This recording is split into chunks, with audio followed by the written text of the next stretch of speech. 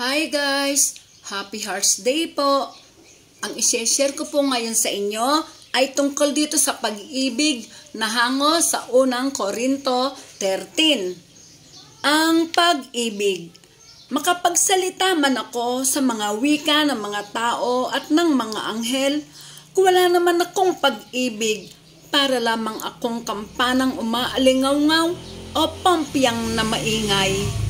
Kung ako man ay may kakayahang magsalita ng mensahe mula sa Diyos at umunawa sa lahat ng hiwaga, kung nasa akin man ang lahat ng kaalaman at lahat ng pananampalataya, ano pat nakakapagpalipat ako ng mga bundok, ngunit wala naman akong pag-ibig, wala akong kabuluhan.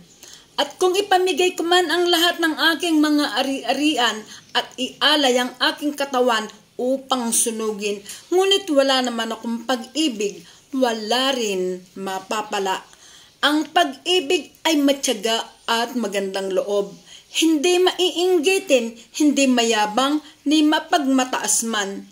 Hindi magaspang ang pag-uugali, hindi makasarili, hindi magagalitin o mapagtanim ng sama ng loob sa kapwa.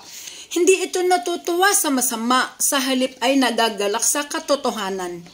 Ang pag-ibig ay matiisin, mapagtiwala, puno ng pag-asa at nagtiyatyaga hanggang wakas.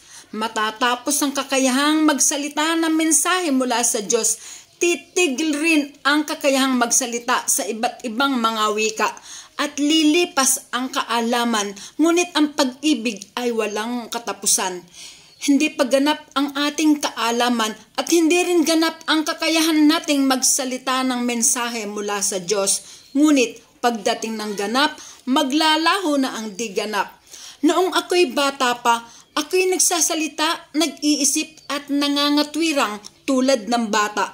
Ngayon ako'y mayroon ng sapat na gulang, iniwanan ko na ang mga asal ng bata. Sa kasalukuyan, ang ating nakikita ay tila malabong larawan sa salamin. Subalit, darating ang araw na ang lahat ay makikita natin ng harapan.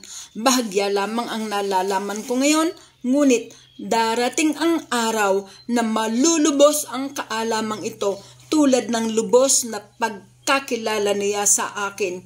Samantala, nananatili ang tatlong ito, ang pananampalataya, pag-asa at pag-ibig.